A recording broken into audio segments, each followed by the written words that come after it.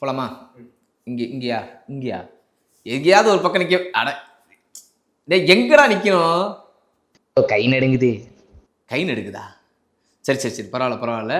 கை நடுங்குனா தப்பு கிடையாது. கை நடுங்குனா இந்த வீடியோ ஹிட்னு அர்த்தம். என்ன ப்ரோ சொல்ற? நான் சொல்ல, ஆல்ரெடி வந்து கை நடுங்கி ஒரு படத்தை ஹிட் ஆக்குன ஒரு ஹீரோ சொல்லியிருக்காரு.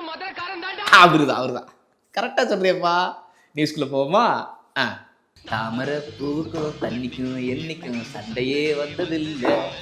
கிழக்கு சீமையிலே அப்பு, சுயம்பரம் இந்த படத்தால் நடித்த பயங்கரமான ஆக்டர் விக்னேஷ் அவர்கள் பல வருடங்களுக்கு அப்புறமா இப்போ ரெட் ஃப்ளவர் படத்தில் நடிக்கிறாரு. திரும்ப அவரை நம்ம பல வருடங்களுக்கு அப்புறம் தேட்டரில் பார்க்க போறோன்றது பயங்கர ஹாப்பியாக இருக்குது ரெட் ஃப்ளவர் படம் மூலியமா. அண்ட் இந்த படத்தினுடைய விழாவில் வந்து விஷால் அவர்கள் பங்கேற்க வந்திருந்தாரு. அப்போ வந்து இந்த படத்தை பற்றி பேசும்போது என்ன சொல்லியிருந்தாருன்னா, சொல்றதுக்கு முன்னாடியே மைக்கை பிடிச்சோன்னு அவர் கைகள்லாம் நடுக்க ஆரம்பிச்சிச்சு வழக்கம் போல.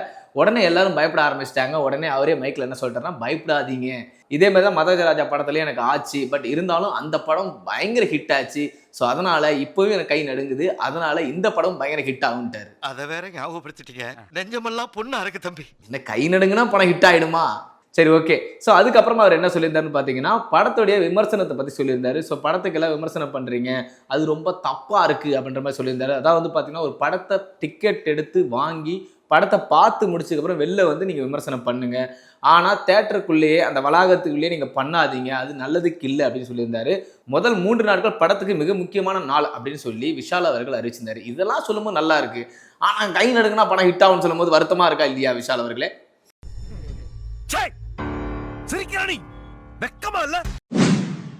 ஆக்டர் கவின் அவர்கள் நடிப்பில் எக்கச்சக்கமான படங்கள் நம்ம பார்த்துட்டு வந்துட்டு இருக்கோம். டாடா ஒரு செமையான படமாக இருந்துச்சு. அதுக்கப்புறம் வந்து அவருடைய படங்கள்னாலே ஒரு பயங்கரமான கொஸ்டினாக இருந்துச்சு. அது ஸ்டார் படமும் ஒரு பயங்கர கொஸ்டினாக தான் இருந்துச்சு. ஸோ அதுக்கப்புறம் வந்து பிளடி பக்கர் நடிச்சிருந்தாரு. ஸோ இப்போ வந்து கிஸ் படத்துக்காக எல்லாம் வெயிட் பண்ணிட்டு இருக்காங்க.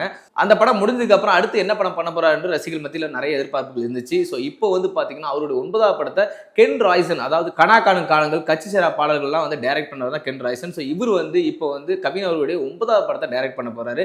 இந்த படத்தில் சுவாரஸ்யமான விஷயம் என்ன ஆடானா இருக்குன்னு பார்த்தீங்கன்னா, பிரியங்கா மோகன் இந்த படத்தில் கதாநாயகியாக நடிக்கிறாங்களாம். இதுக்கு முன்னாடி வந்து இந்த டீம் வந்து வெளிநாடுக்கு பயணம் போயிருப்பாங்க. ஸோ நெல்சன் இருந்திருப்பாரு, அண்ட் கிங்ஸ்லி இருந்திருப்பாரு, கவின் இருந்திருப்பாங்க, அண்ட் அதுக்கப்புறம் பிரியங்கா மோகன் இருந்திருப்பாங்க. அப்பயே வந்து இவங்க பிரியங்கா மோகனும் கவினும் போட்டோ போடும்போது இவங்க 2 பேரும் சேர்ந்து படம் நடிச்சா நல்லா இருக்குமேப்பா அப்படின்ற கேள்விகள் நிறைய கமெண்டா வந்துகிட்டு இருந்துச்சு. இப்போ உங்களுடைய கமெண்ட் எல்லாமே ஏற்கப்பட்டுருச்சு அப்படின்றத உண்மை. ஆக்டர் அதர்வா அவர்கள் நடிப்பில் எக்கச்சக்கமான படங்கள் நம்ம பார்த்துட்டு வந்துட்டு இருக்கோம். ரசிகர் மத்தியில் ஒரு சில படங்களுக்கு நல்ல வரவேற்பு பெற்றிருக்கு. ஸோ இப்போ கூட டிஎன்ஏ படத்துக்கு மக்கள் மத்தியில் பயங்கரமான டாக் போயிட்டு இருக்கு. இதை தொடர்ந்து அவர் என்ன பண்ண போறாரு, அடுத்த படங்கள் எப்படி இருக்க போகுதுன்னு சொல்லி எல்லாரும் எதிர்பார்த்துட்டு இருக்காங்க. உங்க எல்லாருக்குமே தெரியும், சுதா கங்கரா டைரக்ஷன்ல எஸ்கே, ஜெயம் ரவி இவங்க நடிப்பில் உருவாயிட்டு இருக்க படம் தான் பராசக்தி. இந்த படத்துலையும் வந்து நம்மளுடைய அதர்வா நடிச்சுக்கிட்டு இருக்காரு. இந்த படம் ரிலீஸ் ஆச்சுன்னா அது எப்படி இருக்குன்றது நம்ம எல்லாருக்குமே ஆப்வியஸ்லி தெரியும்.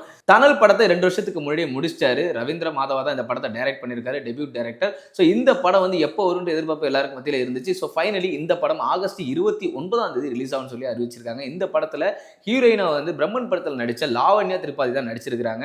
ஸோ பயங்கர எக்ஸ்பெக்டேஷனாக இருக்க இந்த படம் இப்போ ஆகஸ்ட் 29 ரிலீஸ் ஆகும்னு சொல்லியிருக்காங்க. மை டியர் டேரக்டர்ஸ், ஸோ ஒரு படம் எடுத்தீங்கன்னா எப்படியாவது அடிச்சு பிடிச்சி கொஞ்சம் சீக்கிரமே ரிலீஸ் பண்ணிடுங்க.